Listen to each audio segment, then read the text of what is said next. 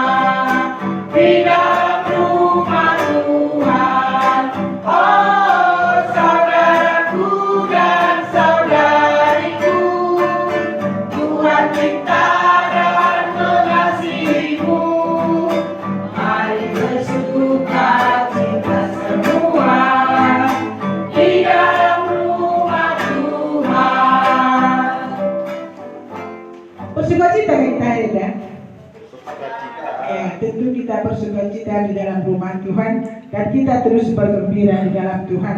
Mari kita terus memuji Tuhan dari buku lagu kita nomor 17.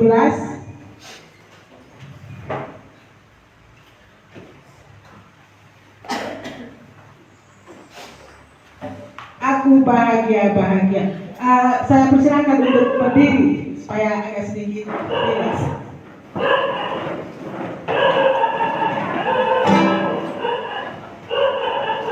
Aku bahagia.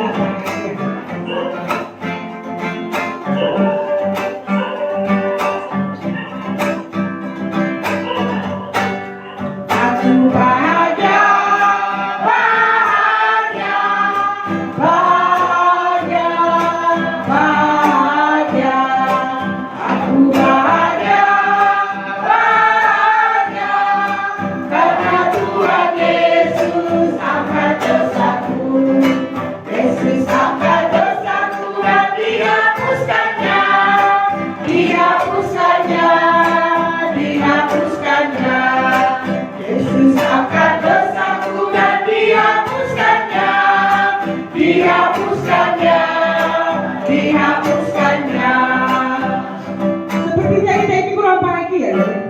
Kalau bahagia biasanya kita ceria. Boleh tepuk tangan ya. Kita nyanyikan secara dengan bahagia. Aku bahagia.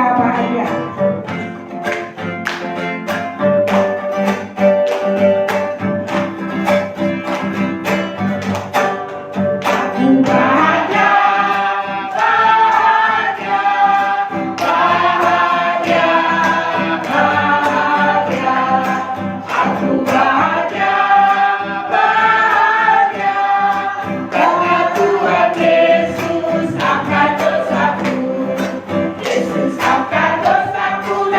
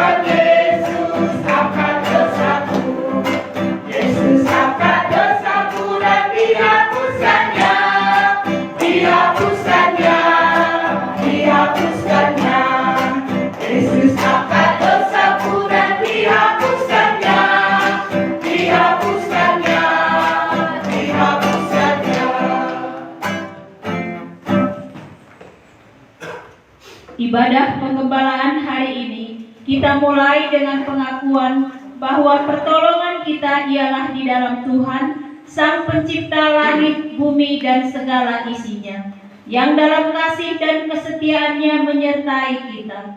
Kasih karunia dan damai sejahtera dari Allah Bapa, Tuhan Yesus Kristus, dan persekutuan Roh Kudus menyertai saudara sekalian. Amin. Mulia bagi Bapa.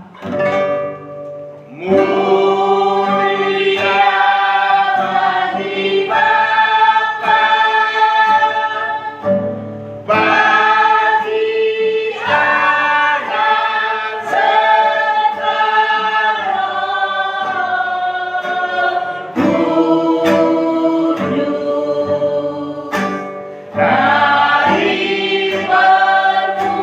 permulaannya sekarang dan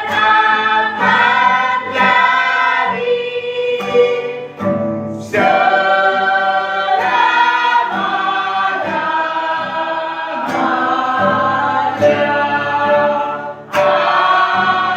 selama-lamanya. Nats pembimbing kita hari ini diambil dari Roma 6 ayat 23. Sebab upah dosa ialah maut, karunia Allah ialah hidup yang kekal dalam Kristus Yesus Tuhan kita. Mari kita berdoa. Ya Tuhan, Engkaulah Allah yang mengasihi kami, yang tidak membiarkan kami dihukum binasa, hidup di dalam dosa. Engkau menghendaki supaya semua kami diselamatkan. Karena itu Tuhan, Engkau rela datang ke dunia ini untuk kami, supaya kami beroleh kasih karunia Tuhan, beroleh keselamatan dan hidup yang kekal. Betapa kami bersyukur kalau kami bisa percaya akan hal itu. Karena itu kami datang kepada Tuhan, mentaati perintah Tuhan untuk beribadah, untuk menghormati hari Tuhan. Hari ini adalah hari untuk Tuhan. Kami meninggalkan segala kesibukan kami, pekerjaan kami. Kami ada di sini bukan karena kebetulan Tuhan, tapi hati kami memang benar-benar ingin menyembah Tuhan. Hati kami ingin memuji dan meninggikan nama Tuhan. Tuhan, Engkau mengenal tiap-tiap hati kami. Kalaupun ada yang tidak tepat di antara kami, Tuhan, Engkau sanggup membenahinya. Engkau sanggup menata hati kami ini untuk sungguh bisa beribadah kepada Tuhan. Kami serahkan ibadah kami ini. Tuhan yang hadir di tengah-tengah kami, Tuhan yang menguasai tiap-tiap kami dari awal, pertengahan hingga akhirnya ibadah ini. Kami serahkan ibadah ini kepadamu Tuhan. Dalam nama Tuhan Yesus kami berdoa. Amin. Amin.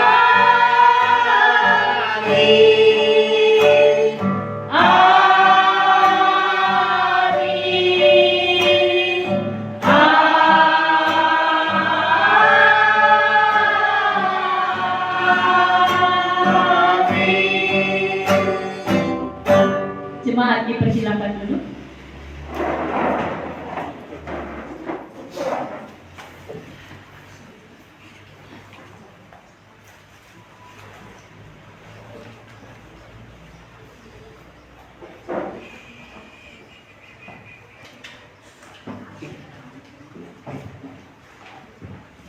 Untuk menyambut saat teduh kita, mari kita memuji Tuhan dari buku lagu kita nomor 24. Aku mengasihi Engkau Yesus, nomor 24.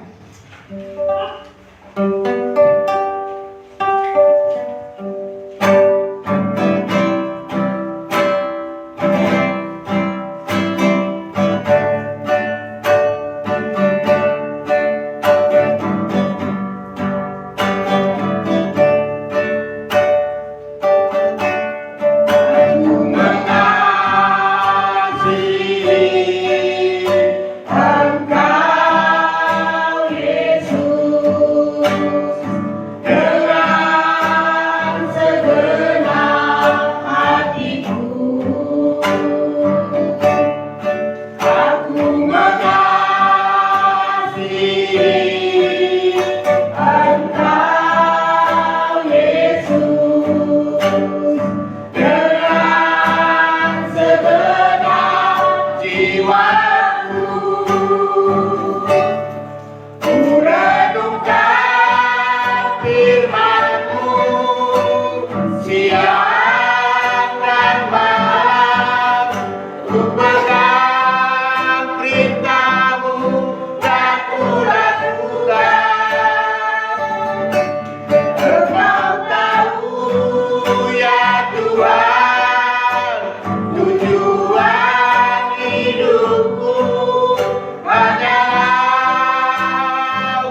untuk menyenangkan hatimu. Aku mengasihi engkau Tuhan dengan kasih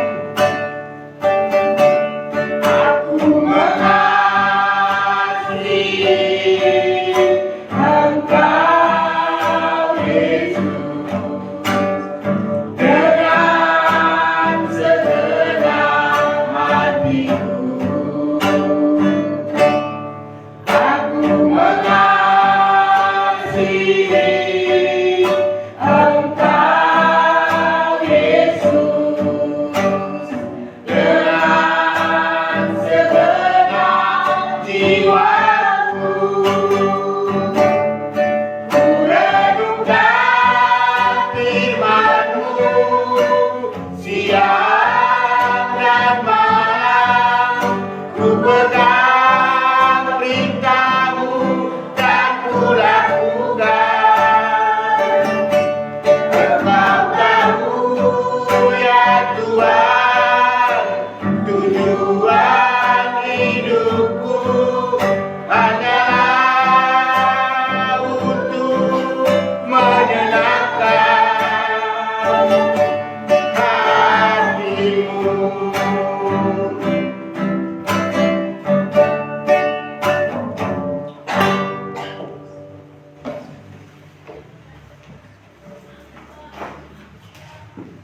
Kita akan bersaat teduh bersama.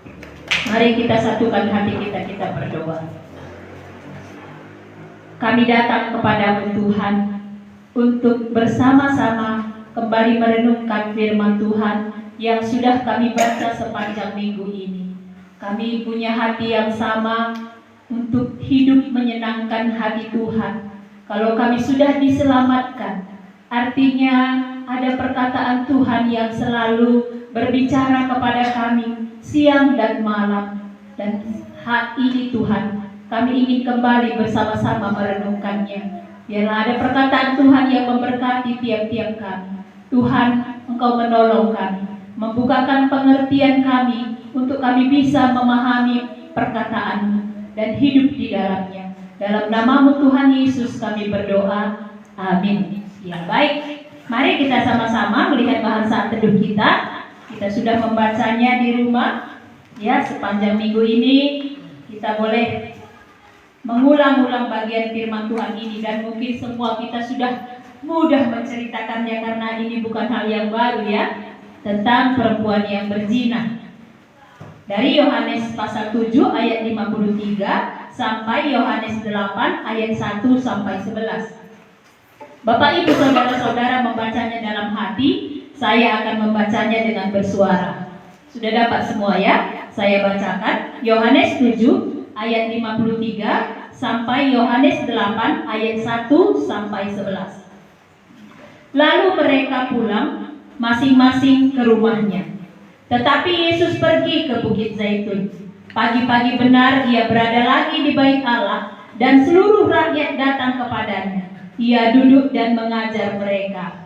Maka ahli-ahli Taurat dan orang-orang Farisi membawa kepadanya seorang perempuan yang kedapatan berbuat zina.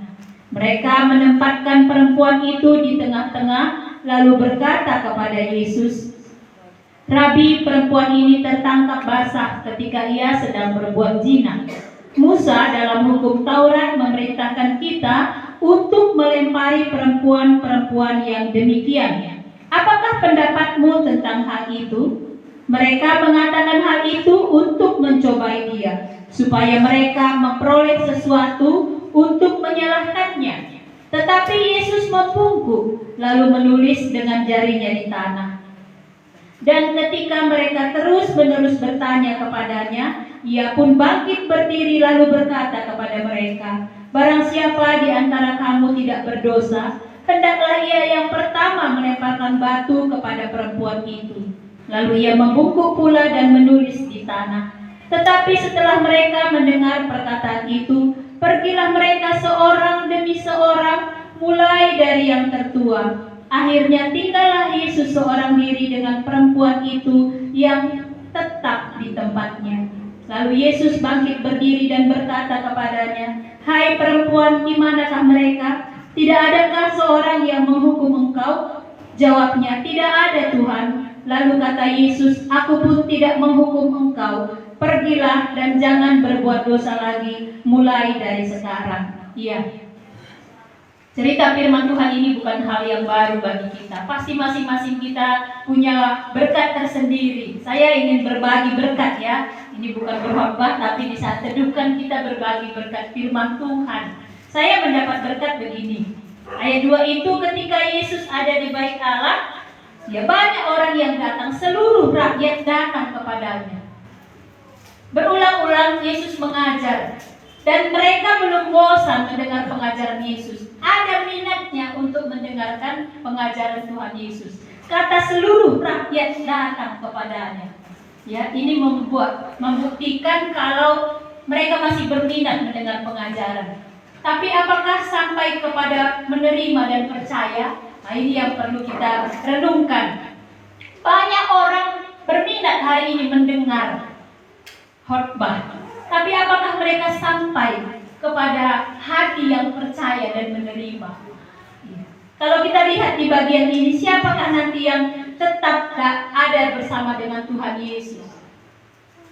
Tadi seluruh rakyat datang mau mendengar pengajaran dari Tuhan Yesus. Tapi waktu Tuhan Yesus mengajar, ada yang datang ahli Taurat dan orang Farisi.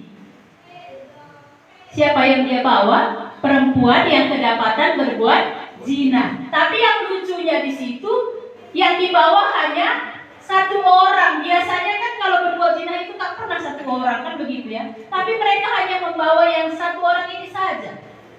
Dan perempuan ini tidak berkata apa-apa, tidak membela diri, dia hanya diam saja, ya, tidak memberi respon apa-apa waktu diperhadapkan dengan Tuhan Yesus.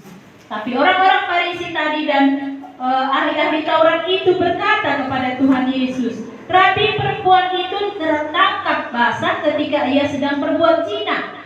Musa dalam hukum Taurat memerintahkan kita untuk melempari perempuan-perempuan yang demikian. Apakah pendapatmu? Iya. Mereka ingin sebenarnya mencobai Tuhan Yesus. Apa ya nanti reaksi Tuhan? Kalau nggak dilemparinya berarti dia nggak mengikuti hukum Taurat. Ini cara mereka nanti mau menangkap Tuhan Yesus. Karena dari awal mereka ingin menangkapnya, tapi nggak ada yang berani menyentuhnya. Kan begitu ya ayat-ayat sebelumnya yang kita baca dan kita pelajari. Karena memang belum saatnya. Mereka mencari celah bagaimana caranya nanti menangkap Tuhan. Mereka ingin melihat reaksi Tuhan Yesus. Tapi apa yang dilakukan Tuhan Yesus? Ketika mereka terus-menerus ayat 7, ya, bertanya kepadanya, ia pun bangkit lalu berkata, barang siapa di antara kamu tidak berdosa, ia yang pertama melemparkan batu kepada perempuan itu. Ini perkataan Tuhan Yesus. Barang siapa di antara kamu yang tidak berdosa. Tapi apa respon orang banyak tadi? Ahli-ahli Taurat, orang-orang Farisi. Waktu Tuhan Yesus kembali membungkuk dan menulis di tanah, mereka tahu mereka berdosa tapi tidak datang sama Tuhan. Apa yang mereka lakukan? Saya mendapat berkat di sini. Banyak orang sadar berdosa tapi tidak datang sama Tuhan. Waktu Tuhan bilang barang siapa di antara kamu yang tidak berdosa, baiklah dia yang pertama melempari perempuan ini. Tapi tidak ada yang melempari perempuan itu. Mereka satu demi satu pulang meninggalkan Tuhan Yesus. Mereka sadar mereka berdosa, tapi mereka tidak datang kepada Tuhan Yesus yang bisa mengampuni dosa. Ini yang saya lihat. Mereka senang mendengar pengajaran, tapi pengajaran itu hanya menyenangkan telinga, hanya memuaskan, menambah pengetahuan. Jangan-jangan hari ini kita datang beribadah, kita gelanggo ke gereja. Lasi nitating kata di bata pas gerukta. Lagi dari Tuhan dai amin dia kita sadar orang berdosa. Orang banyak begitu ya, tapi jemaat kos Tanjulangkat enggak begitu. Orang banyak, orang Farisi, ahli-ahli Taurat tadi apa yang mereka lakukan? Tapi setelah mendengar perkataan itu, pergilah mereka seorang demi seorang, mulai dari yang tertua. Dan tinggallah Tuhan Yesus dengan perempuan yang kedapatan berbuat dosa. Perempuan itu tidak pergi juga. Udahlah, nggak ada yang menghukum aku ini. Pikiran Tuhan Yesus pun kayaknya nggaknya menghukum ini. Sibuk dia nulis di tanah. Nggak begitu katanya. Tapi dia tetap, perempuan ini sadar dia berdosa, sadar dia sudah melakukan kesalahan, dia butuh seorang yang bisa menyelamatkannya. Makanya dia tetap tinggal. Dia nggak pergi. Melihat orang banyak pergi, dia nggak pergi. Maka kata Tuhan Yesus kepada perempuan itu, "Hai perempuan, di manakah mereka? Tidak adakah seorang yang menghukum engkau?" Ini pertanyaan Tuhan Yesus kepada perempuan itu. Tidak ada Tuhan. Lalu kata Yesus, "Aku pun tidak menghukum engkau." Bukan karena Tuhan Yesus berdosa. Kan tadi kata Tuhan Yesus, barang siapa yang tidak berdosa, dialah yang melempar. Tapi kita ingat Matius 1 ayat 21. Yesus datang bukan untuk menghukum. Berilah dia nama Yesus karena dialah yang akan menyelamatkan umatnya dari dosa mereka. Kita ingat ini ya. Kenapa Tuhan tidak menghukum? Karena dia datang bukan untuk menghukum. Memang ada nanti saatnya kita mendengar bahwa ada waktu Tuhan menghukum umatnya yang mengeraskan hati. Tapi ketika orang yang datang sadar dia dengan dosanya, Tuhan tidak menghukum. Apa yang dilakukan Tuhan Yesus? "Aku pun tidak menghukum engkau." Artinya apa di sana? Dia memberikan keselamatan, pengampunan dosa. Karena untuk itu dia datang, untuk menyelamatkan umatnya. Kalau ada yang datang kepada Tuhan, Tuhan tak akan hukum. Barang siapa yang datang pada aku tidak kubuang, kata Tuhan. Orang banyak tadi, inilah yang nanti akan menerima hukuman Allah itu. Mereka sadar berdosa, mereka pergi. Tidak datang kepada Tuhan Yesus. Tadi mereka datang mau dengar pengajaran, tapi mereka pergi satu persatu. Orang banyak tadi pun pergi yang sedang mendengar pengajaran Yesus. Ahli-ahli Taurat pun pergi, orang Farisi pun pergi. Hanya tinggal Yesus dan perempuan ini. Maka keselamatan itu terjadi pada perempuan ini. Perempuan yang berdosa, yang tadi mau dilempari, yang tadi sudah kehidupannya itu di ujung tanduk ya, mati ya sekalian. Kalau jadilah mereka memperlakukan hukum Musa, mungkin aku akan mati. Tapi waktu Tuhan Yesus bilang, "Aku pun tidak menghukum engkau," keselamatan terjadi bagi perempuan ini. Tapi apa pesan Tuhan Yesus berikutnya? Pergilah, mari kita baca sama-sama dari kata Yesus. 1, 2, ya. Pergilah dan jangan berbuat dosa lagi mulai dari sekarang. Inilah yang menjadi kehendak Tuhan, keinginan Tuhan setelah kita beroleh pengampunan. Lasi teruskan rebahan dosa. Dosa apa tadi yang membuat perempuan berzina ini mendapatkan pengampunan? Dosa berzinahnya ya. Kalau kita, Bapak Ibu, saudara-saudara, dari dosa apa kami diampuni Tuhan? Kita akan sini kamu Rine. Coba kita renungkan, dari mana kami diampuni Tuhan? Dari mana kita diselamatkan Tuhan? Kalau saya dari dosa perhati-hati ya, saya ini orangnya dosa saya dulu itu. Dan pesan Tuhan sama, jangan berbuat dosa lagi mulai dari sekarang. Kalau dari dosa itu aku ditebus Tuhan. Kalau dari dosa pemarahku aku ditebus Tuhan, jangan lagi aku dikuasai oleh pemarah. Kan itu ya? Iya. Tapi kalau terus kita sudah percaya kepada Tuhan, kita bilang, tapi kita teruskannya berbuat dosa yang sama, ini bukannya kita percaya. Kalau kita ingat pengampunan itu, pasti kita taat. Perempuan berzina ini kisahnya hanya sampai di sini. Kita tidak tahu lanjutannya. Tapi Yohanes menuliskan kisah ini tujuannya supaya kita mengenal Yesus yang mengampuni dosa. Sekotor apapun dosa itu, Tuhan mengampuni. Karena untuk itu Tuhan datang. Jadi yang menjadi berkat bagi saya dari bahan saat teduh ini, saya merenungkan kalau Yesus datang untuk menyelamatkan saya, untuk mengampuni dosa saya, artinya saya tidak boleh lagi meneruskan dosa itu.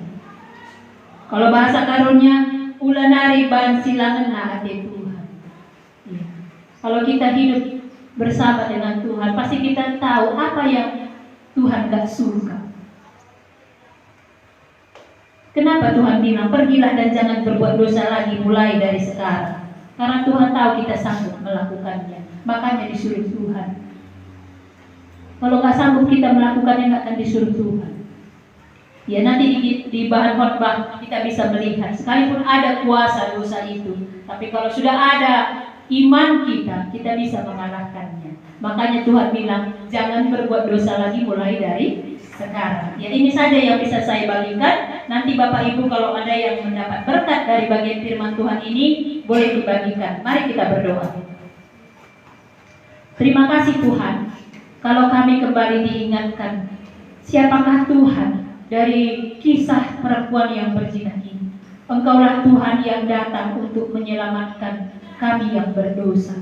Kau tidak menghukum perempuan itu, Kau mengampuninya dan memberikan dia kelepasan, kemerdekaan, kebebasan, sehingga dia boleh pergi, meninggalkan dosanya dan hidup di dalam kebenaran, keselamatan yang Tuhan berikan. Biarlah kami juga boleh mendapatkan akan hal itu. Kami tidak kompromi dalam dosa. Kami bisa tidak berbuat dosa lagi.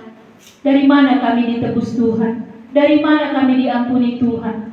Kami tidak kembali kepada dosa itu, tapi kami sungguh sudah merdeka dan sudah lepas dari dosa itu, karena Tuhan sudah mengampuninya. Terima kasih Tuhan, kami bersyukur untuk firman-Mu ini. Biar kami boleh mengingat perkataan ini di dalam hidup kami tiap-tiap hari. Terpuji nama-Mu Tuhan Yesus, kepadamu kami berdoa. Amin.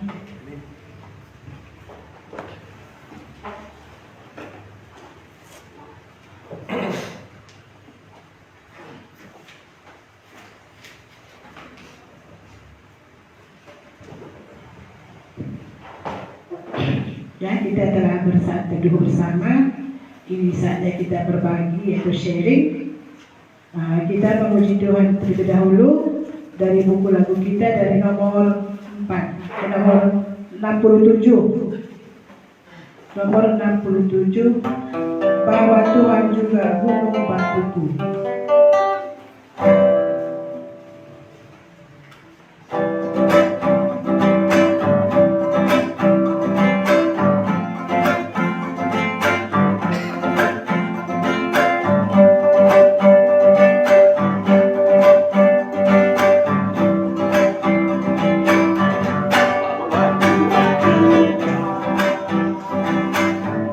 Gunung batuku,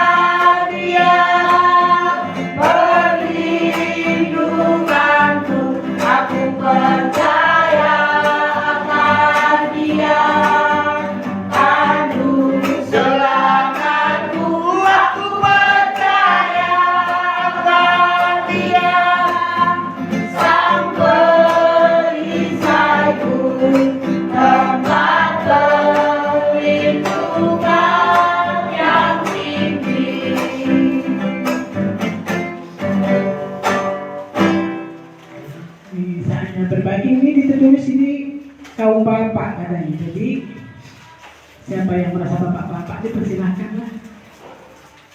Tidak bapak-bapak bisa juga loh. Adakah bapak-bapak di sini?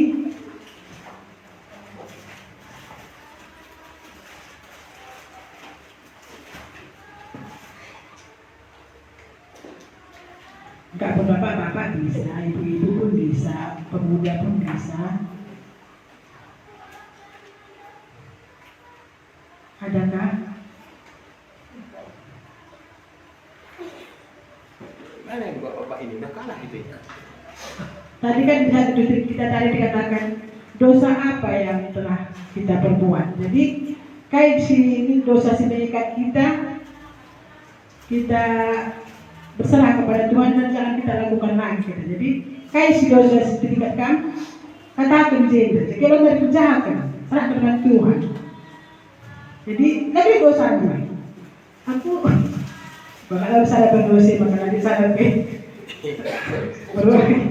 Semua manusia itu berdosa. Jadi kalau ya di sini kita ceritakan kita serahkan sama Tuhan kita dan jangan kita lakukan lagi. Itu kata Tuhan tadi kan. Katakan dengan Tuhan, serahkan dengan Tuhan dan jangan berbuat dosa lagi katanya. Jadi jika ada dosa kita ceritakan sama Tuhan dan jangan kita lakukan lagi. Adakah? Jika tidak ada, kita puji Tuhan dulu lah, biar setelah puji Tuhan ada yang terbuka hatinya untuk berbagi. Kita nomor 17 lah, aku bahagia. Supaya berbahagia kita ya kan. Nomor 17 tadi, aku bahagia.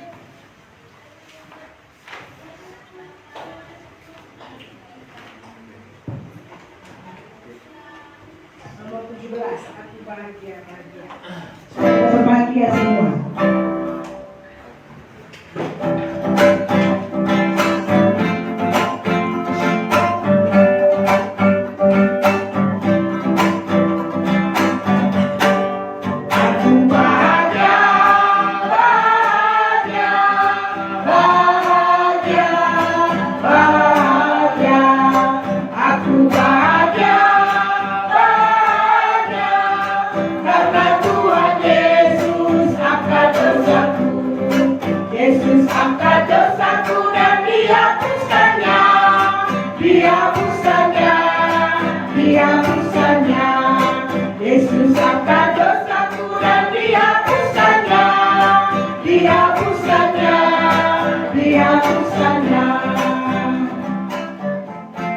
Silahkan Bapak Tuhan dosa Anda menghapuskannya.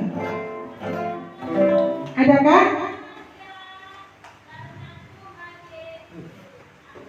Kita ucap bersyukur dalam satu minggu ini. Kan kamu bersyukur dalam minggu ini. Kita mahal gaji dan begini, kita bersyukur kita dalam seru kita. Tidak ada? Jika tidak ada, kita pembacaan beda. Kalau tidak ada yang bersyukur atau berbagi, silakan.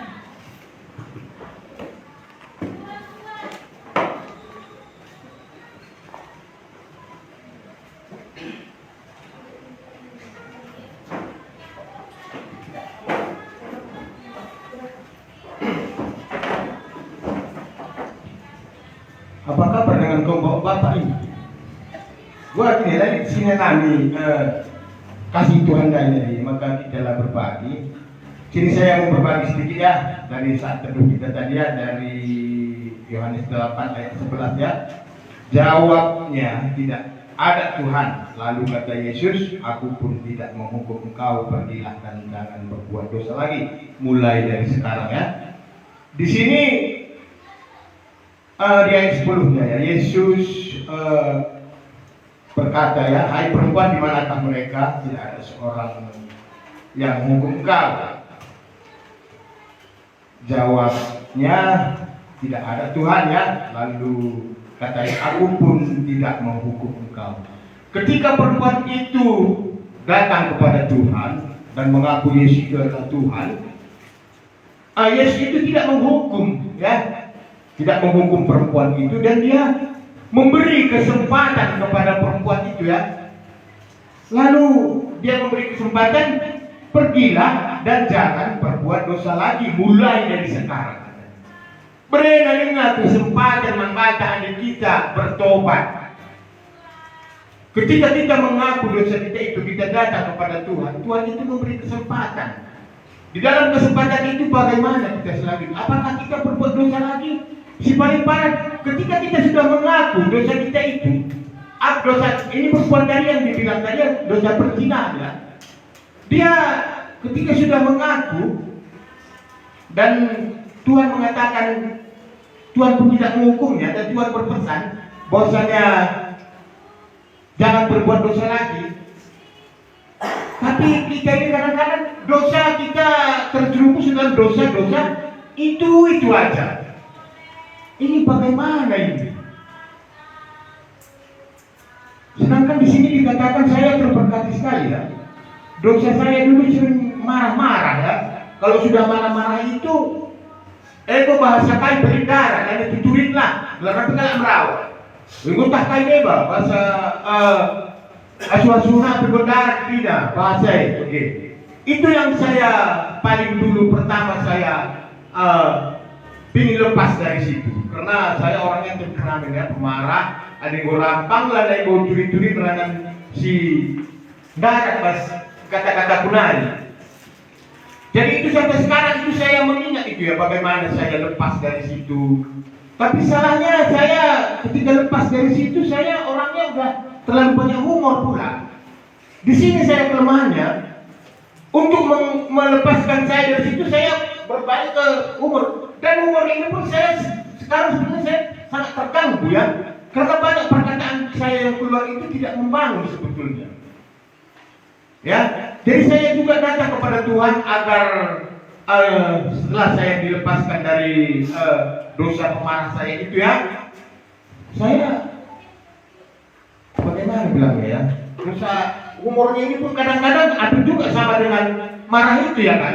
Orang perkataannya juga perkataan yang kadang-kadang keluar tidak yang membangun dan tidak memuliakan nama Tuhan dari perkataan saya itu kadang-kadang. Saya kadang-kadang udah terganggu. Sering juga saya bilang sama istri saya ya, wah kan saya bilang ya, ketika kami kalau malam-malam itu sering bercerita tentang bagaimana kehidupan kami berdua ya. Bagaimana saya lepas dari dia pelan-pelan katanya ya kan. Nanti kalau kita doakan, nanti bisanya Tuhan Roh Kudus yang menuntun lidah kita ini untuk berkata-kata katanya. Kiranya itulah ya kan, kalau kita sudah datang kepada Tuhan, mengaku Yesus itu adalah Tuhan, ya Tuhan akan memberi kesempatan bagi kita untuk bertobat ya. Kiranya itu yang bisa saya bagikan. Mari kita ambil kertas beda kita, kertas berita dan doa ya. Nomor 1 di sini ada jadwal kegiatan kita minggu ini. Nomor 1, jam 9 ibadah pengembalaan anak dan dewasa ini yang sedang berlangsung ya, yang sedang kita laksanakan. Jam 11.30 nanti ya, kita ada kompak jemaat untuk kita semua. Saya berharap ya jangan pulang dan kita akan mengadakan kompak jemaat bersama di sini. Di sini nanti kita akan sharing ya, berbagi dari bahan yang disampaikan oleh hamba Tuhan, bahan firman yang disampaikan nanti kita berbagi, ataupun dari bahan pribadi kita pun yang kita bawa dari rumah boleh kita nanti berbagi, saling sharing supaya kita saling menguatkan ya. Ya nomor 2 hari Kamis jam 17 pelayanan anak Kamis Gembira. Jam 8 ada persekutuan doa dan training pelayan ya. Ini pun ya kalau saya berharap ya untuk kita menghadiri ya, untuk persekutuan doa dan training ini jam 8 ya. Ya kita bersekutu sama supaya kita saling mendoakan ya, dan kita akan belajar juga di situ akan firman Tuhan supaya semakin kita bisa lebih mengenal kehendak Tuhan di dalam kehidupan kita ya. Hari Jumat ada pelayanan PI dan KKR di Laut Tepu. Ya ini juga Saya juga berharap untuk kehadiran Bapak Ibu, saudara-saudara sekalian, ya, untuk datang ya. Ini di Lotopo ini di rumah saya ini. Masih di rumah saya ini kan, Bu? Wah, saya mohonlah untuk kehadirannya ya sebentar ya. Seperti kata Bapak Timotius malam, ada kopinya, ada teh manisnya, ada snacknya katanya. Ya, sekalian kita di situ belajar ya, supaya kita bisa lebih mengenal Tuhan, supaya banyak pedang roh kita ya. Kalau banyak firman Tuhan itu kita pegang, banyak pedang roh kita di dalam menjalani kehidupan ini, banyak yang bisa kita kerjakan. Hari Sabtu ada persiapan ruang ibadah ya. Ini nanti terjadwal sudah ya. Siapa yang mempersiapkan ruang ibadah setiap hari Sabtunya. Nomor 2 di sini ada daftar pelayan ibadah pengembalaan minggu ya. Ini di sini dalam minggu ini telah tertera ya. Siapa aja yang melayani, kita berterima kasih dan bersyukur kepada Tuhan bagi yang telah mengambil bagian di dalam pelayanan ibadah pengembalaan minggu ini. Di sini juga ada daftar pelayan untuk minggu depan. Di sini juga telah tertera siapa aja yang mengambil bagian dalam pelayanan ibadah pengembalaan minggu depan ya. Kita berdoa mendoakannya supaya yang mengambil bagian ini diberikan sukacita oleh Tuhan. Di sini juga tertera ya siapa aja kiranya nama-nama yang ada di sini kiranya mempersiapkan diri untuk minggu depan. Nomor 3 ada doa syukur dan syafaat dan permohonan ya. Kita bersyukur untuk ibadah pengembalaan anak dan dewasa hari ini. Kita berdoa mendoakan yang bersaksi dan yang melayani hari ini dan minggu depan. Nomor 2 doakan dalam persekutuan doa dan training pelayanan Kamis malam. Di dalam nanti kita persekutuan doa ini ya, kita mengevaluasi ya pelayanan keuangan kita untuk tahun ini di Pos Tanjung Langkat ya. Sudah setahun ya saya dan Mama Resi, saya menjadi apa namanya? Koordinator pengembalaan minggu, ibadah pengembalaan minggu, dan Mama Resi sebagai bendahara. Nanti bisa kita sharing di situ ya, nanti bagaimana nanti yang disarankan oleh Bapak dan Ibu ya, kita bersama-sama di situ untuk mengkajinya ya, bagaimana untuk selanjutnya. Itu makanya untuk minggu hari Kamis depan ya, saya mohon kita untuk hadir ya, supaya bisa kita membicarakan bagaimana keuangan kita untuk setahun ini nanti, bagaimana kita mengelolanya. Ya, nomor 3 kita berdoa pelayanan PI dan KKN sebulan sekali. Ya, ini kita adakan sebulan sekali ya. Minggu depan tanggal 9 Maret 2025 di GPKP Tanjung Negeri Marike jam 11 di Laut Tepu, Minggu tanggal 13 bulan 4 ya. Ini yang di Tanjung Negeri ini ya, ini kita kalau jam 11 kita saya rasa tidak sempat ya. Tapi tadi diinformasikan oleh Ibu, mereka yang dari Pahorok yang melayani ke GPKP Tanjung Negeri bersama Bapak. Begitu tadi kan Bu. Tapi kalau untuk yang di Laut Tepu ya masih ada beberapa minggu lagi ya, tanggal 13 bulan 4. Ya, kita mengambil bagian di sini ya untuk pelayanan KKN penginjilan di Desa Laut Tepu. Dia akan dicampur seperti kita Natal hari itu ya. Kita akan melayani di sana, mengabarkan firman Tuhan. Nomor 4, doakan pelayanan anak Kamis Gembira di gereja setiap Kamis jam 17. Inilah yang akan kita doakan. Nomor 5, doakan retreat keluarga GKI di Kuala 28 Maret 2025 jam 9 di Pantai Biru Tambunan. Koordinatornya ada Ibu dari Tanjung Langkat ya. Koordinator umumnya ada Pak Johnson ya. Mama Johnson ya, inilah yang akan kita doakan. Saya di sini berharap ya, ini jangan di sini aja kita doakan, kita masing-masing di rumah juga kita mendoakannya ya, supaya semua berjalan dengan baik dan sesuai dengan kehendak Tuhan ya. Mari kita satukan hati kita berdoa. Ya, terima kasih ya Bapak. Karena di dalam ibadah pengembalaan ini kami telah berkumpul bersama-sama di sini. Kami telah memuji dan memuliakan nama-Mu. Kami juga ingin mendengarkan kebenaran firman-Mu ya Bapak. Tolong kami Tuhan, berbicaralah kepada kami apa yang ingin Engkau sampaikan melalui hamba-Mu nanti, supaya kami dapat lebih mengenal-Mu dan dapat mengerti lebih banyak lagi kehendak-Mu di dalam kehidupan kami. Berbicaralah ya Bapak, kami telah membukakan hati kami dan kami telah siap mendengarnya dan melakukannya. Berkatilah ibadah pengembalaan ini Bapak. Kiranya ibadah pengembalaan ini dapat menjadi kemuliaan bagi-Mu. Dan di sini juga kami berdoa ya Bapak untuk persekutuan doa dan pelayanan kami semalam ya Bapak. Kiranya Engkau membukakan hati kami semua ya Bapak untuk dapat hadir di dalam persekutuan doa ini, supaya kami dapat merancang kembali bagaimana keuangan kami, bagaimana kepemimpinan kami untuk selanjutnya ya Bapak. Kiranya seluruh jemaat membukakan hatinya dan memberikan waktunya untuk hadir pada malam itu ya Bapak, malam hari Kamis malam itu, supaya kami bisa saling bertukar pikiran, saling untuk kemajuan bagi jemaat-Mu di pos Tanjung Langkat ini ya Bapak. Kiranya di dalam nanti kami merancang untuk setahun ke depan, kiranya Engkau juga lah yang menuntun kami, yang mengajari kami untuk membuat segala perencanaan di dalam pelayanan kami ya Bapak. Di sini juga kami mau berdoa ya Bapak untuk pelayanan BI dan KKR sebulan sekali ini ya Bapak. Di tanggal 9 nanti ini diadakan di Tanjung Negeri Manike ya Bapak. Tolong ya Bapak, tolong yang mengambil bagian dalam pelayanan ini.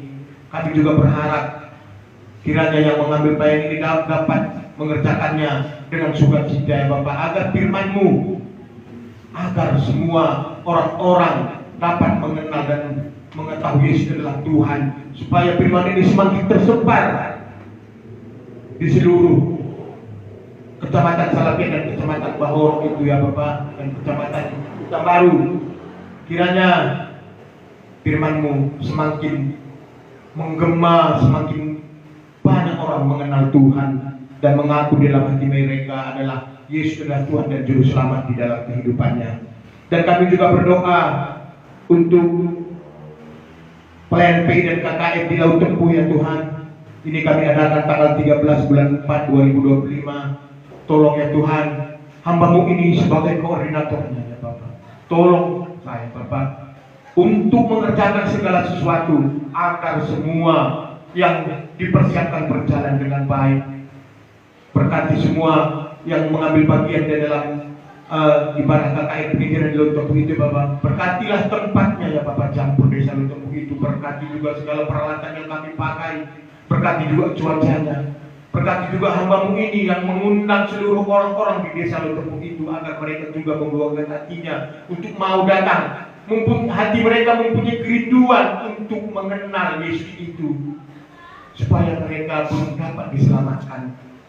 Tolong ya Bapak, segala perencanaan yang akan hamba-Mu kerjakan, kiranya itu semua untuk Tuhan, supaya kemuliaan-Mu dapat dirasakan oleh masyarakat Desa Laut Tempuh itu. Turunlah Roh Kudus-Mu di Desa Laut Tempuh itu Tuhan, supaya kami bisa bersama-sama melihat kemuliaan Tuhan. Di sini juga kami berdoa ya Bapak untuk pelayanan anak Kamis Gembira. Kiranya anak-anak yang mempunyai kerinduan dan sejak kecil ingin mengenal Tuhan, betapa indahnya ya Bapak ketika mereka sejak dini sudah tahu dan sudah mengenal Yesus adalah Tuhan, Yesus adalah Juru Selamat di dalam kehidupannya ya Bapak. Tambahkanlah anak-anak yang mau datang, supaya anak-anak ini lebih dapat mengenal Tuhan. Dan berkati juga yang melayani anak-anak Kamis Gembira itu ya Bapak. Berkati mereka supaya mereka juga mendapat sukacita hanya daripada Tuhan. Di sini juga kami berdoa untuk retreat keluarga GKMI Kuala beserta pos-posnya yang diadakan 28 Maret 2025 jam 9 di Pantai Biru. Berkati ya Bapak, semua perencanaan ini kami serahkan ke tangan-Mu. mengenai cuacanya, mengenai tempatnya, mengenai peralatannya, dan mengenai semua yang mengambil bagian. Ada Ibu Tiu dari Tanjung Langkat dan ada Koordinator Umum Mamak Johnson. Tolong mereka Tuhan, berikan mereka kesehatan dan kemampuan untuk mengkoordinir semua apa yang dibutuhkan di dalam retreat keluarga di Pantai Giri itu Tuhan. Kiranya semuanya ini berjalan dengan baik dan sesuai dengan kehendak-Mu. Terima kasih ya Bapa, kami berserah kepadamu. Inilah doa-doa kami, kiranya Engkau lah yang memimpin segala perencanaan kami ini. Di dalam nama Tuhan Yesus kami berdoa dan mengucap syukur. Amin.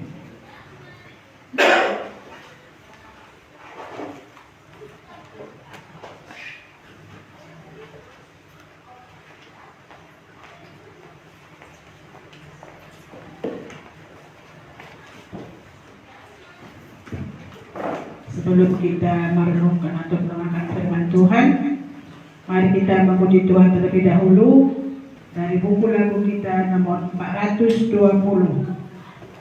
Seperti rusa rindu sungaimu. 420.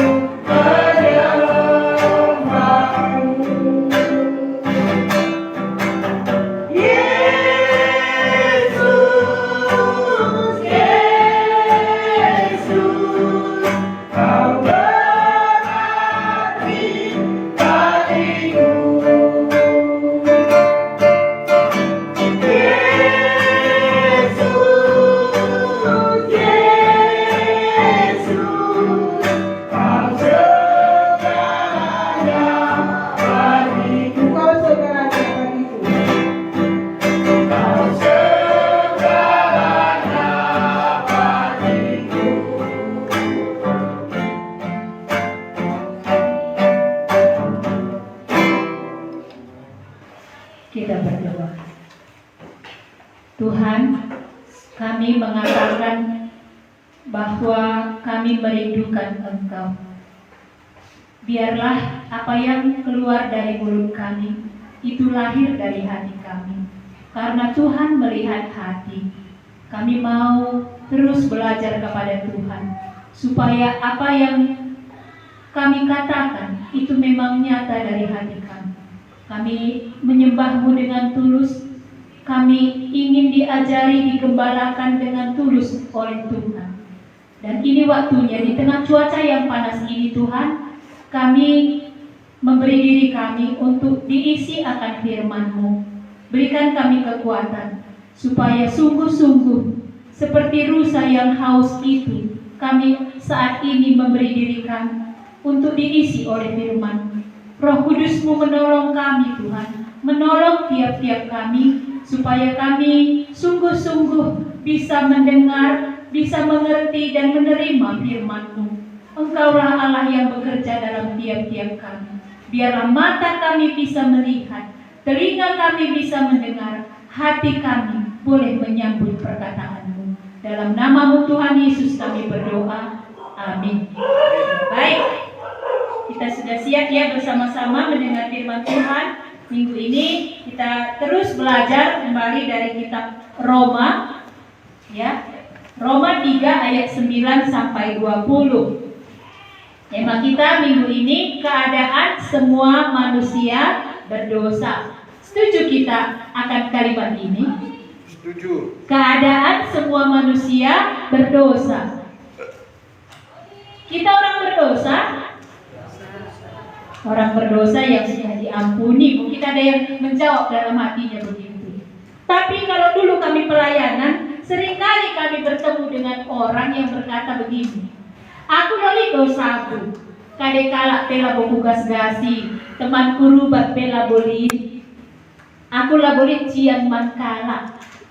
Jadi dia merasa dirinya itu tidak berdosa. Dia tidak menyadari keadaannya. Tapi siang hari ini kita mau belajar, ya, mengenal bagaimana sebenarnya manusia itu, bagaimana keadaannya. Pernahkah kita punya pemikiran bahwa kita ini tidak berdosanya aku? Biarlah aku hidup dalam duniaku, orang lain gak aku ganggu, dan orang pun jangan ganggu aku. Itulah yang membuat aku gak berdosa. Adakah kita punya statement seperti itu? Ulah ganggu na aku lah aku ganggu ia.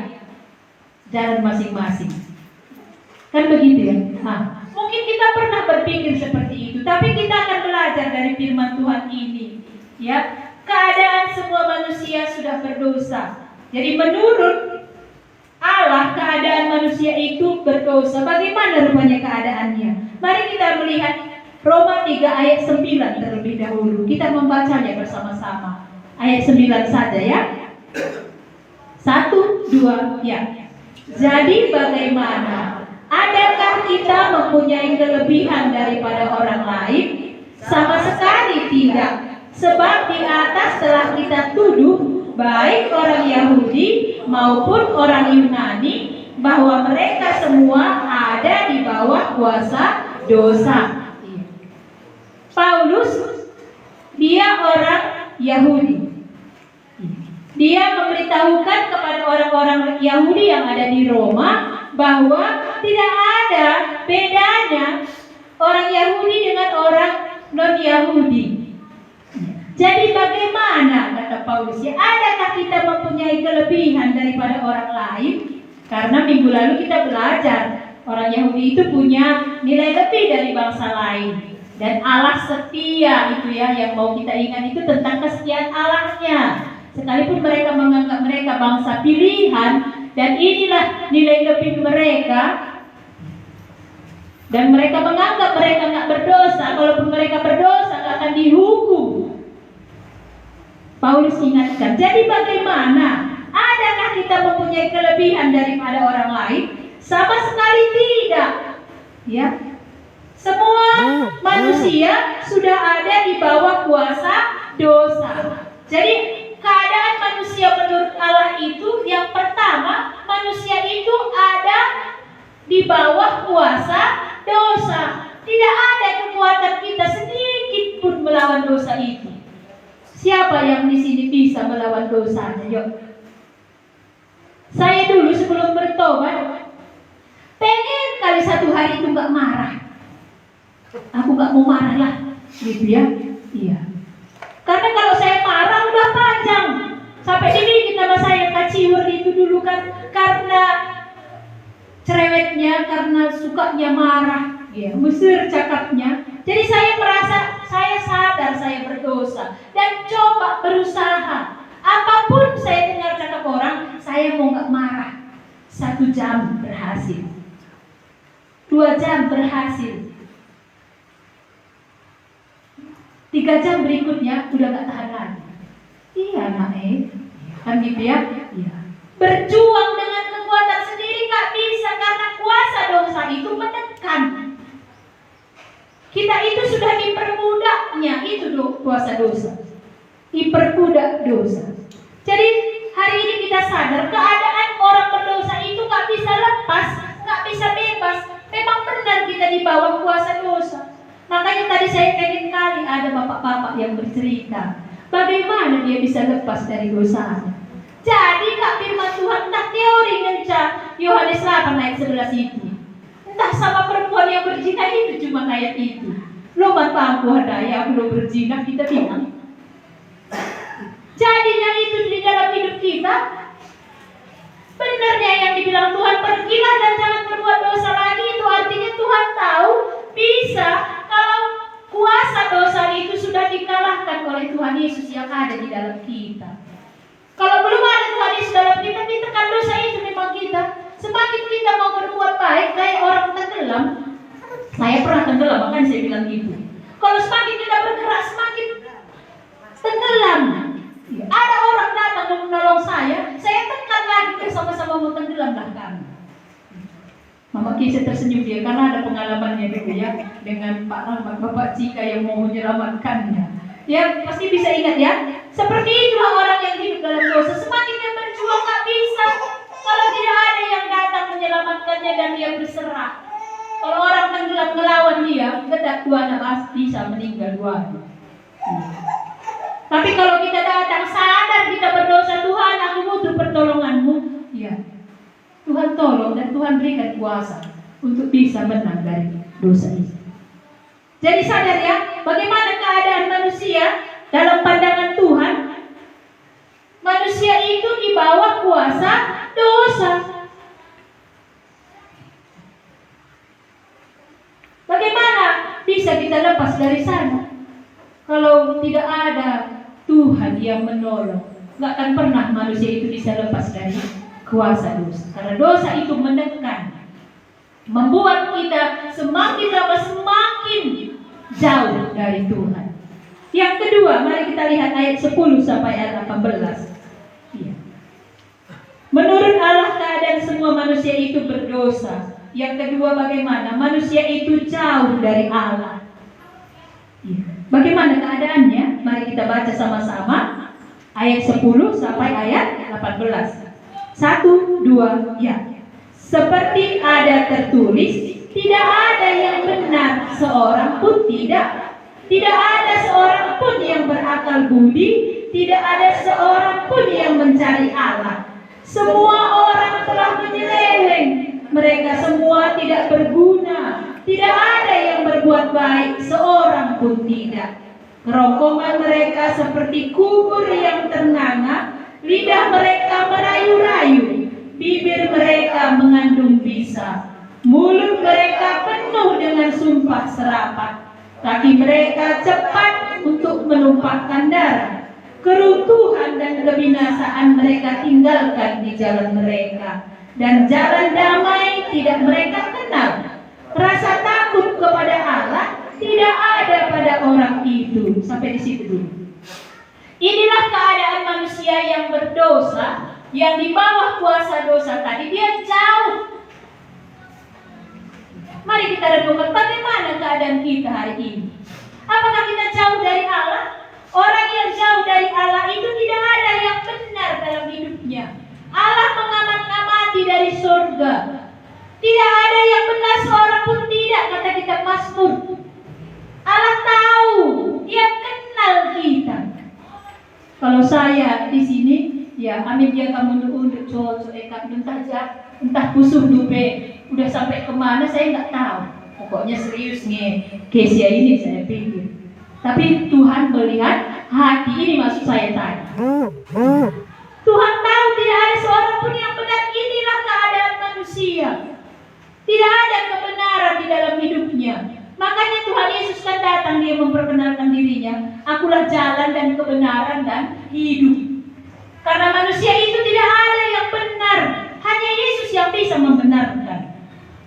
Ya, hari Kamis lalu kami bertemu dengan seorang bapak. Istrinya sudah bergereja. Lalu bapak ini bilang begini. Dia pikir sudah benar kali kalimat ini.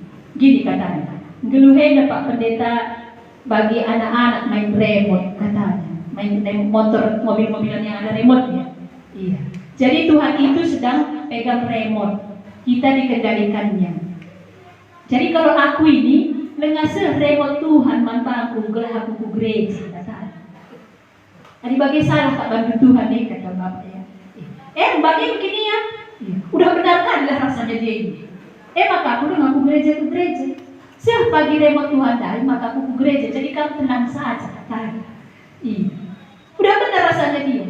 Kadang-kadang kita berdiri di dalam kebenaran kita. Maka dalam masuk kata di Batandai. Ini balong-balong nasiban. Coba kalau kita datang Tuhan, ini waktunya aku mendengar firman-Mu. Aku membuka hatiku. Dulu dosen saya waktu kuliah, setiap kali dia mau mengajar ya tentang eksegesi Alkitab, dia bilang begini. Mari kosongkan pikiran saudara katanya. Dan biarkan Tuhan mengisi pikiran saudara. Karena kalau ada konsep dalam pikiran kita lagi masuk kata di batai. Kita sering berpikir kita paling benar ini, kok benar. Bapak-bapak tadi dia merasa udah pas kali itu. Udah dijelaskan pun dia nggak terima. Kita dengan nyambung katanya. Nggak masuk. Kenapa? Dia pikir dia benar. Jadi dia nggak ke gereja itu salah Tuhan. Kenapa nggak Tuhan pencet remote-nya supaya aku ke gereja katanya? Makanya Tuhan bilang inilah keadaan manusia yang berdosa. Kita berdiri dalam kebenaran kita sendiri. Padahal di mana Tuhan? Di hadapan Tuhan tidak ada seorang pun yang benar. Jadi kalau kita bilang lalu si benar bahasa aku Tuhan, aku bukan. Tuhan akan memberikan kebenaran. Karena Dia jalan dan kebenaran. Ya, kita lihat yang kedua. Apa cirinya lagi? Tidak ada seorang pun yang berakal budi. Kalau kita melihat bagian ini, ayat 11 sampai ayat 15, ya, saya waktu membaca ini, Tuhan memperhatikan kita itu kayak kita periksa kesehatan. Waktu Bapak dulu sakit ya, 2 tahun lalu, 2 kali foto di Binjai nggak ditemukan penyakitnya. Lalu dokter sarankan MRI lah, supaya nampak di mana posisi penyakit Bapak itu, dari kepala sampai ke ujung kaki nampak penyakitnya Pak katanya. Maka diikutilah saran itu, dilihat, oh ternyata di bagian saraf lumbal ini. Kalau kita lihat ayat ini, ayat yang ke-11 sampai ayat yang ke-15, seluruh anggota tubuh kita disoroti Tuhan ini. Mulai dari kepala ya, tidak ada seorang pun yang berakal budi, tidak ada seorang pun yang mencari Allah. Dari surah-surahnya dalam ini baca, ini tandai kan maka ia lagi ditekan. Padahal dia tahu dari ciptaan ini ada Allah, tapi lari surah-surahnya dalam ini baca. Kalau enggak kan adanya hati nurani seperti Roma pasal 2 kemarin yang kita baca ya. Kan ada hati nurani yang membuat kita mencari ada Allah. Satu daun pun enggak bisa kita membentuknya. Inilah membuktikan Allah itu ada.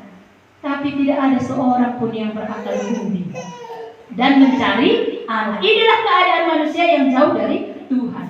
Dari kepalanya ya, dari akal budinya. Nanti kita lihat lagi.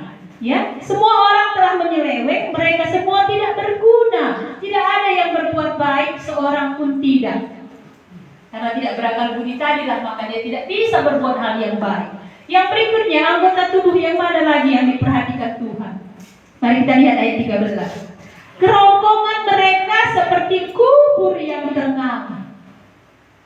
Kerongkongan mereka seperti kubur yang ternganga. Bisa bayangkan ya, kalau kubur itu terbelah pasti itu menimbulkan bau busuk kan gitu ya. Kalau kita nanam binatang yang udah mati, kita tanam, kadang-kadang kan saat dia memuai tubuhnya itu ya, bisa terbelah tanahnya itu kan gitu ya. Iya. Saya pernah perhatikan bapak nanam dulu ada menguburkan ya binatang yang mati begitu. Oh kurang dalam ini nampak ada lalat di situ, bau. Kita pikir kita ini baik, cantik dari luar, tapi Tuhan memperhatikan kerongkongan mereka seperti kubur yang ternganga, lidah mereka merayu-rayu, bibir mereka mengandung bisa. Tuhan perhatikan semuanya ya, seperti pemeriksaan MRI tadi. Nampak semua dosa itu. Maka kalau kita tadi bernyanyi, ku renungkan firman-Mu siang dan malam, entah bagaimana Tuhan kalau itu dari kan gitu ya. Kalau kan hari kita lani pang rende, iya bani ku ape lani pang aku bagi rende. Iya. Karena apa? Tuhan memperhatikan. Kelihatan kita nyanyi memuji Tuhan, tapi hati kita jauh dari Tuhan. Apa kata Tuhan sama bangsa Israel? Bangsa ini memuji dengan mulutnya, tapi hatinya jauh dari Tuhan. Tanda Tuhan tak pusuk tak? Aku laku tandai, laku tahu kau pusuk sangat budari. Tapi Tuhan melihat sampai kerongkongan, lalu apa lagi? Lidah, bibir diperhatikan Tuhan. Semuanya mengandung dosa. Bibir mereka mengandung bisa. Tadi Abang Bapak Resi bersaksi bagaimana amarah itu menguasai. Bibir ini mengandung bisa, keluar cakap kotor. Inilah keadaan manusia yang jauh dari Allah. Tidak ada yang baik. Tidak ada satupun yang baik. Mereka tidak berguna, tidak ada yang berbuat baik. Kenapa? Karena bibir mereka itu mengandung bisa. Artinya apa? Kadang-kadang dari mulut kita ini membuat muncul pertengkaran, perselisihan, sakit hati. Kan dari bibir ini, dari lidah ini. Kalau Yakobus bilang kan ini sumbernya dari lidah. Ya bagaimana kita? Mana naik kok kita mengandung bisa bibir. Dengarlah kita ngerana dengan terbusuk kalah. Mana naik kok kita bagaimana? Tidak kesini kita gerine. Aku lah naik sikil kelegu, cuma agak parah nasi tak. Kan kau kawat ya? Iya. Bagaimana? Kita nggak seperti ini ya. Ini keadaan manusia yang masih berdosa. Supaya bisa kita membedakannya dengan diri kita. Masihkah aku seperti ini? Kalau Tuhan bilang pergilah dan jangan berbuat dosa lagi, artinya bibirku dikuduskan, lidahku dikuduskan, kerongkongan ini dikuduskan, bahkan mulut ini pun dikuduskan. Mulut mereka penuh dengan sumpah serapah. Ini kan kawan ya. Iya. Tapi tadi abang bilang ya, sudah enggak lagi. Saya pun dulu waktu baru bertobat, inilah hal yang paling nampak dalam hidup saya, yang saya rasakan. Dulu saya sumpah serapah ini sampai dibikin nama kaciur itu karena ini. Mudah kali saya mencaci orang, memaki orang, nyisakkan kali. Iya. Tapi setelah saya percaya menerima Tuhan Yesus, hal yang pertama kali yang saya lihat itu Tuhan bebaskan. Nggak keluar lagi sampai hari ini. Itu cara Tuhan, bukan saya. Bisa, dan saya lihat itu, dan itu yang saya syukuri. Bahkan seisi rumah saya melihat itu. Iya. Kok bisa ya kau berubah? Bahkan dulu kakak saya sampai bilang gini, bawalah anakku kemdek. Iya. Kau berubah dengan modal 150.000 katanya. Kan ngeri itu karena dia belum punya kebenaran. Dia pikir, nggak apa-apa lah 150.000 aku korban. Iya. Kalau kayak adikku itu nanti anak pilih berubah. Bukan karena uang itu aku berubah camp itu. Tapi firman Tuhan yang mengubah aku. Lalu saya bawa lah anaknya camp. Lalu pulang seminggu kemudian, cuma seminggu anakku itu nampak baik. Udah balik lagi, kau kok nggak begitu? Iya. Itu karena firman Tuhan. Bisanya berubah. Kalau hati kita mengingat bagaimana Tuhan mengubahkan kita, bagaimana Tuhan menyelamatkan kita. Tidak lagi keluar sumpah serapah ini. Kita sudah menang dari sini. Laka dengan sedikit ngerang. Ya, cuma pos Tanjung Makan ini memang agak pendiam dan pemalu ya. Iya. Semua menyimpan dalam hati. Kalau meledak serumah. Kalau katakan dudai, ya enggak, biar nggak saling melulu kalian nanti di rumah. Makanya saya tunggu menjawab di sini. Iya. Masih ada bu sikit-sikit kan nggak apa-apa ya. Kita di sini bukan untuk saling menghakimi dan memojokkan, supaya Tuhan melihat, oh ini pengakuannya. Kalau dari sini kita bagi orang banyak dan orang Parisi pulang, lah kita rengkuh Tuhan, Tuhan masih ada rupanya sedikit lah sumpah serapah itu, masih berbisa lah kadang bibirku ini. Ya lidahku ini kadang-kadang lah Tuhan. Iya. Perkataan yang nggak menyenangkan ya kan ada pengakuan, kan begitu ya? Iya. Supaya tahu kita menyelesaikannya. Itu maksud firman Tuhan ini ya. Ayat 15. Jadi dari kepala tadi, dari kerongkongan, dari lidah, bibir, mulut, kaki, semuanya nampak. Seperti pemeriksaan dengan MRI tadi saya bilang. Kaki mereka cepat untuk menumpahkan darah. Tidak ada kasih dalam hidup orang berdosa yang jauh dari Allah. Makanya ada anak tega membunuh orang tuanya, ya, tega membunuh tetangganya. Kenapa? Kaki mereka cepat untuk menumpahkan darah.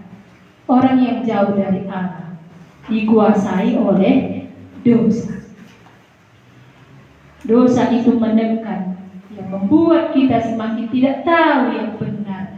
Gelap. Orang yang hidup dalam gelap tidak bisa melihat yang baik. Namanya pun gelap. Kayak petendengina, kamu pas. Ya seperti itu ya. Ya baik kita lihat ayat 16, 17 dan 18 itu. Ayat 18 ini menjadi kata kuncinya. Keruntuhan dan kebinasaan mereka tinggalkan di jalan mereka, dan jalan damai tidak mereka kenal. Inilah keadaan manusia yang jauh dari Allah. Jalan damai tidak mereka kenal. Rasa takut kepada Allah tidak ada pada mereka. Ini kata kunci dari semua ayat yang di atas tadi. Karena mereka tidak mengenal Allah yang membawa damai. Karena mereka tidak takut akan Allah. Lahar kemalangan mandi bana bahasa Karun.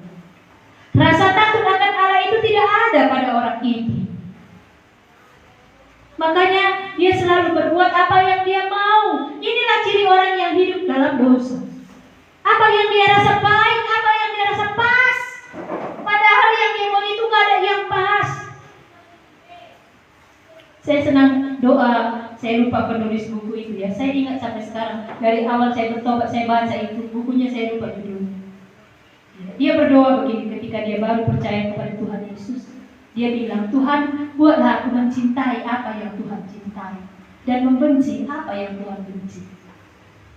Ini yang membuat orang bisa menang dari dosa. Dia belajar kepada Tuhan, memiliki hati Tuhan yang mencintai apa yang Tuhan cintai. Ini kemalangan yang beribadah. Mau dia diajar Tuhan, menghormati Tuhan. Jalan damai tidak mereka kenal. Karena mereka tidak memiliki pihak di bantah pas gelupnya. Tapi orang yang sudah ada pihak di bantah sifat Allah itu dalam hidupnya, dia akan mencari kedamaian, bukan permusuhan.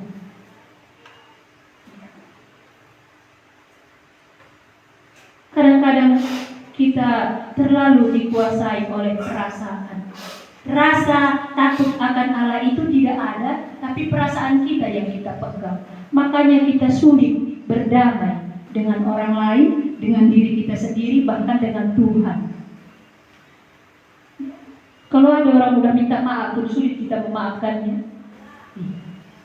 Makanya keluar kalimat orang Karo ya, sada mata wari peti kulang. Makanya itu kan karena nggak mau dia mengikuti jalan damai.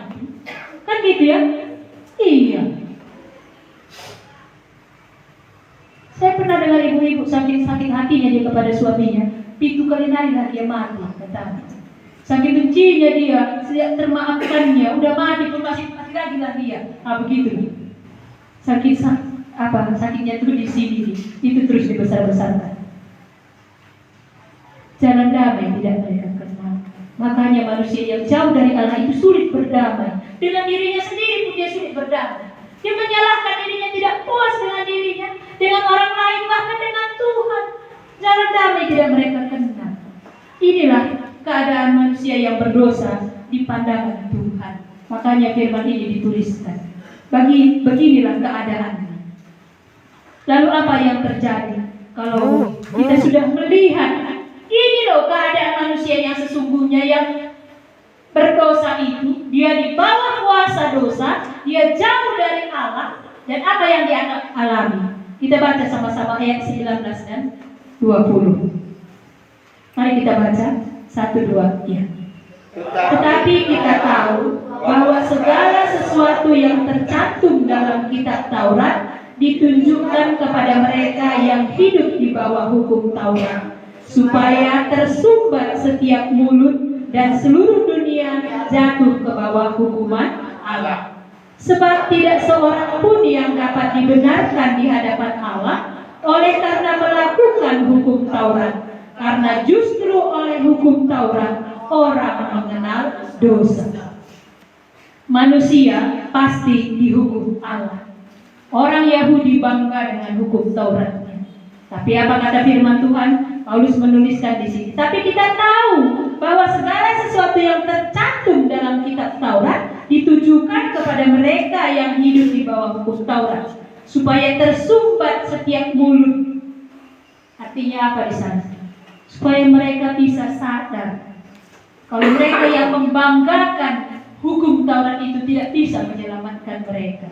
Supaya tersumbat setiap mulut dan seluruh dunia jatuh ke bawah hukuman Allah. Jadi hukum Taurat itu tidak menyelamatkan. Hukum Taurat itu membuat kita bisa tahu tentang dosa. Jadi kenapa dibuat hukum Taurat? Mari kita baca bersama. Bolehkah seorang membacanya? Galatia pasal 3 ayat 24 sampai 25. Iya.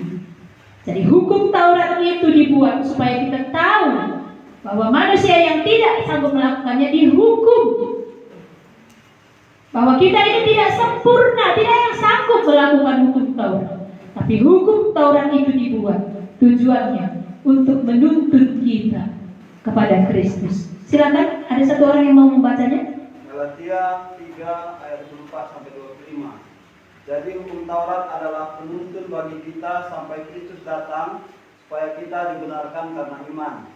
Sekarang iman itu telah datang, karena itu kita tidak berada lagi di bawah pengawasan penuntun. Iya, baik. Ayat 26-nya. Sebab kamu semua adalah anak-anak Allah karena iman di dalam Yesus Kristus. Iya, baik, terima kasih. Iya, sudah kita ingat tadi ya ayat 24 itu. Hukum Taurat itu menjadi penuntun yang menyadarkan kita bahwa tidak ada satupun di antara kita ini yang sanggup dengan sempurna melakukannya. Jadi kita perlu Tuhan.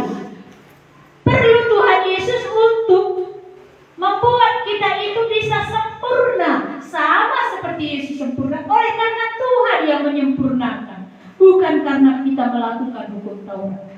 Ya, ayat 20 ditegaskan di sana. Tidak seorang pun yang dapat dibenarkan di hadapan Allah oleh karena melakukan hukum Taurat.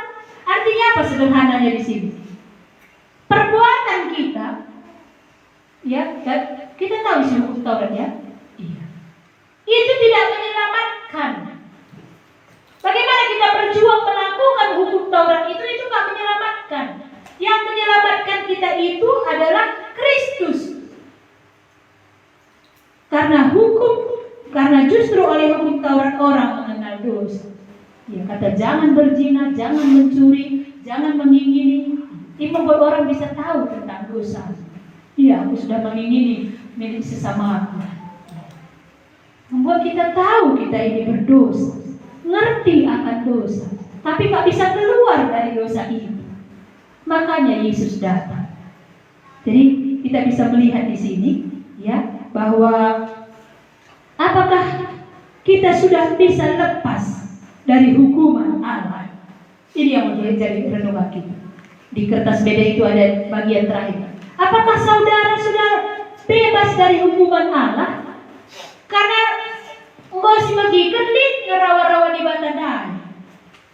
Kepada orang tadi yang pergi semua di bahasa teduh tadi, kepada mereka akan sampai rawa-rawa di Batandai.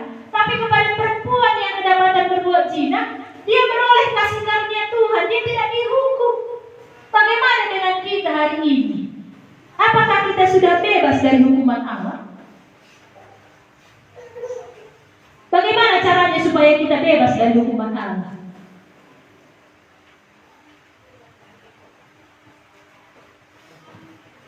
Mau pindah ke sini kamu Rina? Bagaimana caranya? Entah ada yang bilang tadi belum, aku belum bebas. Bagaimana caranya supaya kita bebas dari hukuman Allah itu?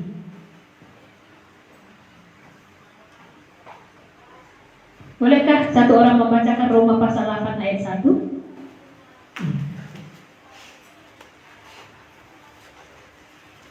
Bagaimana caranya kalau aku ini supaya aku tidak dihukum? Silakan.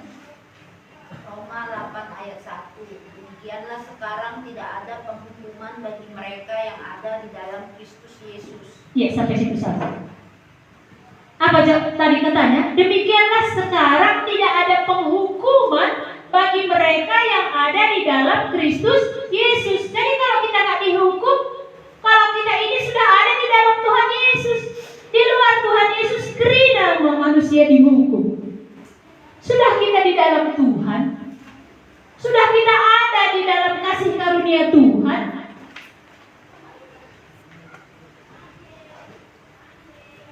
Banyak orang hari ini mengaku percaya Tuhan, tapi dia belum mendapatkan kasih karunia Tuhan. Banyak orang hari ini mengaku percaya Tuhan, tapi dia belum bisa taat kepada Tuhan. Kenapa? Karena dia tidak mengenal Yesus yang sesungguhnya, yang menyelamatkan hidupnya. Dia hanya tahu Yesus juru selamat, tapi tidak hidup di dalam keselamatan itu. Itulah yang membuat dia tidak taat. Ulah kali kita pemetah tangan, siapa Yesus juru selamat? Siapa Yesus yang mengampuni dosa? Tapi kita terus hidup dalam dosa. Mampu pemetah saja. Ya. Jadi banyak hari ini orang tahu, bukan percaya. Bedakan ya. Kalau percaya yang sesungguhnya itu dia akan taat, punya iman, ada pertobatannya. Iblis pun percaya sama Tuhan Yesus, tapi tidak ada di sana ketaatan, tidak ada di sana pertobatan, tidak ada kerelaan untuk mengikut. Tahu ya iblis itu ya. Jadi percayanya itu hanya sampai kepada pengetahuan. Tahu, Yesus ada Allah. Kan belum waktunya mau menghukum kami katanya. Kan tahu dia Yesus itu ada Allah. Anak-anak kami segembira kalau saya tanya tahu semua jawaban tentang Tuhan Yesus. Tapi apakah dia taat? Karena percaya yang sesungguhnya itu ada ketaatan di dalamnya. Ada kerelaan untuk melakukan apa yang Tuhan katakan. Iya. Jadi kesimpulan dari firman Tuhan ini, apakah kita sudah bebas dari hukuman Allah? Bagaimana jawab saudara? Sudahkah bebas? Tanah kami hukum? Apa yang meyakinkan kamu? Kemarin kami kedatangan seorang kakak kelas kami ya, alumni dari SMA Kuala. Dia datang sore-sore kemari. Lalu kami banyak bercerita. Lalu saya tanya, Kak, masih adanya api kebenaran firman Tuhan itu tinggal di hatimu? Saya bilang, iya. Lalu dia bilang begini, memang api itu hampir redup, tapi ada satu hal yang gak pernah lupa aku kata. Apa itu? Jaminan dari Tuhan Yesus bahwa dia mengampuni dosa, kata. Saya gak nyangka dia bisa menjawab seperti itu. Dia jauh di atas, mungkin dia angkatan pertama mungkin dia SMA Kuala. Tapi dia punya satu jaminan dari Tuhan. Walaupun hidup hidupku sekarang seperti ini, tapi ada yang gak ku lupa. Aku pegang itu, katanya. Mantap saya rasa. Tahu dia, jika aku mengaku dosaku, maka ia setia dan adil. Dia akan mengampuni segala dosaku dan menyucikan aku dari segala kejahatan. Inilah yang ku pegang teguh, katanya. Saya senang ya. Dia semalam bercerita, saya senang. Ternyata ada benih itu. Sekalipun katanya redup, tapi api itu gak mati. Itu yang penting. Satu saat dia bisa berkobar lagi. Jangan sepele dengan api yang meredup. Datang angin dia bisa nyala lagi kan, maka dukari ya mati enak, padamkan lah. Tiba-tiba terbakar kan gitu ya. Iya. Yang penting api itu masih ada. Lalu saya bilang, nyalakan lagi api itu kak. Datanglah sama Tuhan. Iya. Kalau kami di sini datang, kita bisa berbagi dan saling menguatkan. Saya senang. Adakah perkataan Tuhan yang membuat kita itu mengingat perbuatan Tuhan dalam hidupku? Ada janji Tuhan sama aku. Itu yang membuat kita taat. Itu yang membuat kita bisa percaya dan taat, beriman. Adik-adik sejebak cakapnya. Bahkan kita mengabaikan itu. Rawa-rawa di mana lagi cakari semangat. Seperti orang banyak tadi mengajar Tuhan Yesus, datang dia semua. Tapi dia enggak mengikut, hanya meriah karena begini-begini. Padahal waktu Tuhan Yesus mengajar nggak ada seneknya. Kan itu ya? Kita ada senek kita di sini. Lu kali seneknya kita dapat yang paling berharga, si penting nakal tinggal. Tapi kita rindu, semua kita yang ada di sini. Aku punya keyakinan, aku nggak akan dihukum Tuhan lagi. Karena siapa yang ada dalam Kristus, dia tidak dihukum. Tidak ada penghukuman bagi mereka yang ada dalam Kristus. Kan itu tadi. Itu kan janji Tuhan, bukan saya yang bilang loh. Siapa tadi yang membacakan? Mama Kesia, bukan Mama Kesia yang bilang. Jelas tadi ya, di mana tadi alamatnya? Itulah pentingnya kita mengingat firman Tuhan. Iya. Kalau ragu kita, oh ini kan kata Tuhan. Demikianlah sekarang tidak ada penghukuman bagi mereka, karena mereka itu mati dengan namanya. Kan gitu ya. Bagi aku yang ada di dalam Kristus, kan udah di dalam Tuhan aku. Kalau udah aku percaya dan menerimanya, itu artinya aku sudah di dalam. Tapi kalau pergi kita tolak dia, itu artinya kita di luar kasih karunia Tuhan. Kalau kita percaya dan menerimanya, kita peroleh kasih karunia. Baik, ada luah dukari mulihe. Nakare tatap untuk baku jengga, mulai kari tadi keringan. Dia luah dukari mulih. Dia kari gula babadu, kari ini gula ini manis perkataan Tuhan ini. Memang cerita dosa tadi gak manis ini, tapi intinya tadi bisa kita lihat bahwa manusia pasti dihukum. Hadilah guruku Tuhan daya aku pasti dihukum. Nanti boleh dikompak diceritakan. Jangan takut, saya nanti gak ada di kompak ini, saya di remaja. Iya. Kalau ada begitu aku dapat merana agak begitu ya. Iya. Nanti bisa. Bagaimana aku yakin aku tidak ada lagi dalam penghukuman itu. Boleh kita saling menguatkan. Kan gitu tadi kata abang ya waktu membacakan beda. Kompak itu tujuannya supaya kita saling menguatkan. Oh jadi ketekan kata di Batang Daibas ya. Bagaimana aku tidak lagi jauh dari Tuhan. Lanaibo ada sama aku ayat 10 sampai ayat 18 tadi. Aku sudah takut akan Tuhan. Aku sudah mencintai jalan damai. Mulutku, kakiku, kerongkonganku, lidahku, bibirku sudah dikuasai oleh Roh Allah. Sudah ada kebenaran, sudah. Kan begitu ya, kalau kita sudah ada di dalam Kristus. Tapi di luar Kristus inilah keadaan. Inilah gambaran yang ada. Mungkin kalau kita bisa evaluasi diri kita, mungkin kita dulu ada juga di sini. Tapi kita bisa keluar dari sini, itu yang paling kita syukuri. Aku tidak terus ada di dalam kuasa dosa. Bagaimana kita bisa keluar dari kuasa dosa itu?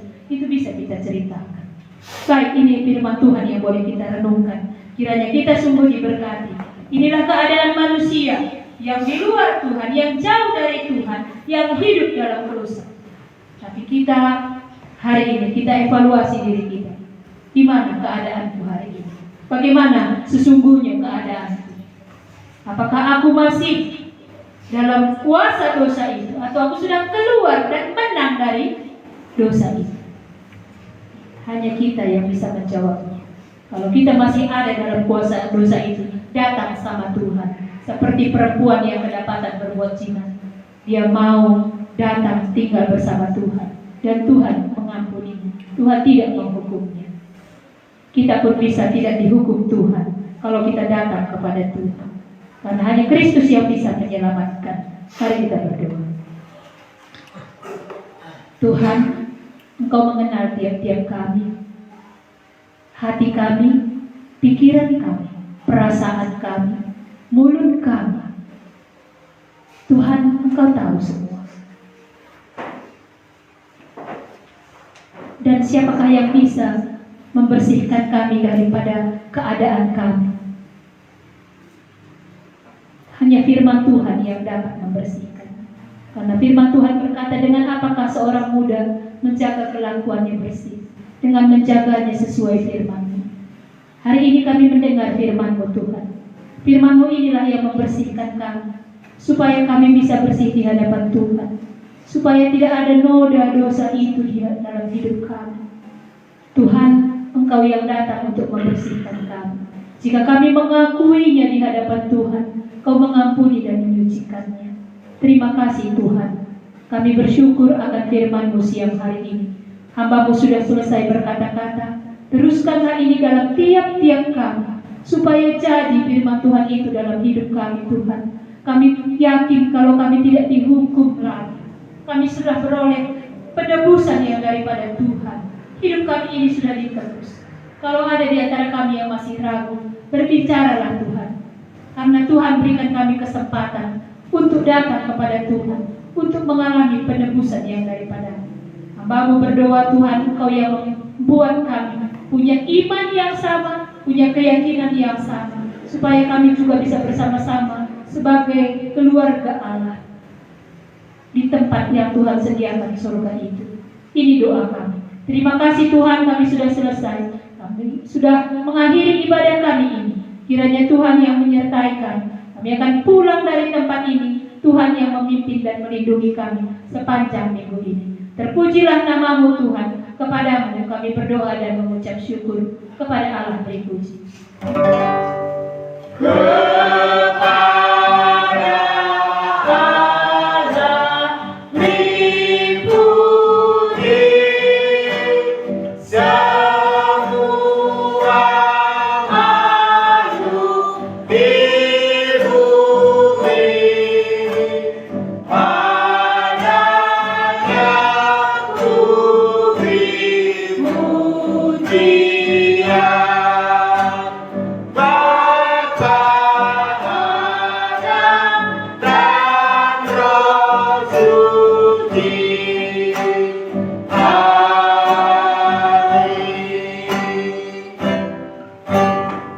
Terima kasih, selamat hari Minggu, Tuhan memberkati.